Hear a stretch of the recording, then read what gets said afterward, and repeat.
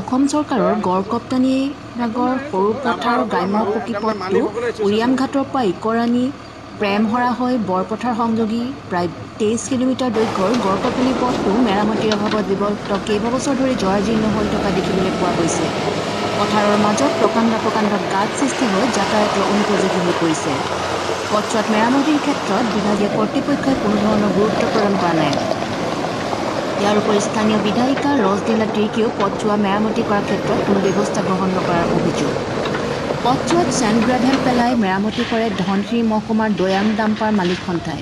ডাম্পাৰৰ মালিকসকলে নিজৰ পইচা খৰচ কৰি পথটো আজি প্ৰায় 175খন ডাম্পাৰ চেল্ফ গ্ৰেভেল পেলাই JCBৰে মিলাই পথছোৱা মেৰামতি কৰা দেখিবলৈ পোৱা গৈছে।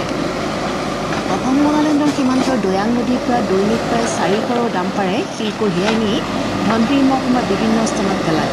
তাৰোপৰি গোলাঘাট, যোৰহাট, শিৱসাগৰ, ডিব্ৰুগড় আদি উজনি অসমৰ বিভিন্ন প্ৰান্তত এই শিলসমূহ সৰবৰাহ কৰা হয়।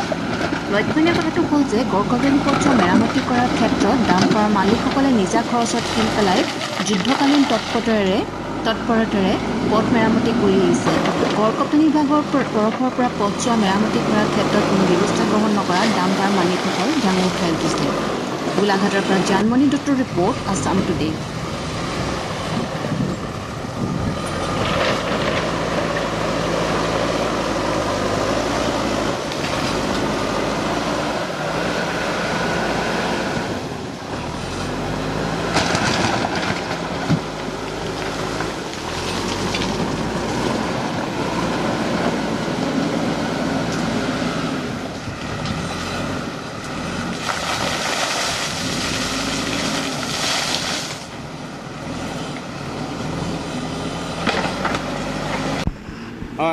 আমি আজি এই ৰাস্তাটো আকৌ বনাবলৈ ল'লোঁ, যিটো জৰাজীৰ্ণ অৱস্থা, যিটো লোকেল বিধায়কগৰাকীৰ আজিলৈকে আমি দেখিও পোৱা নাই বা এইটো বিষয়ত কোনো গুৰুত্ব নিদিয়ে।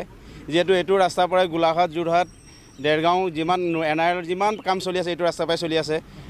হয়, এফালে ডিমাপুৰী সংযোগৰ ৰাস্তাটো এইটো ৰাস্তাৰ পৰাই কাম চলি আছে, কিন্তু এতিয়া গাড়ী নচলা অৱস্থা হৈছেগৈ।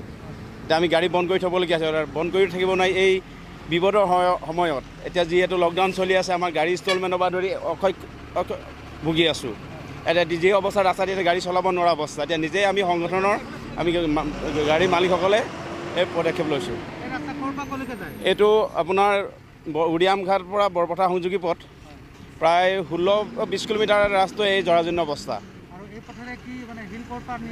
আমি নাগালেণ্ডৰ পৰা আহোঁ, যিটোত আমি অসম চৰকাৰ ৰয়েল্টি দি আহিছোঁ। এইটোত প্ৰায় মাহেকত আমি 40-45 লাখ টকা অলৰেডি ৰয়েল্টি দি থাকোঁ পাথৰৰ ওপৰত। কিন্তু জৰাজীৰ্ণ অৱস্থাৰ এইটো ৰাস্তাই অসমৰ এতিয়া ধনশিৰি মহকুমাত হাইষ্ট ৰেভিনিউ অসম চৰকাৰলৈ ইয়াৰ পৰাই গৈ আছে পাথৰৰ পৰাই। দৈনিক 150-200 গাড়ী যায়। হয়,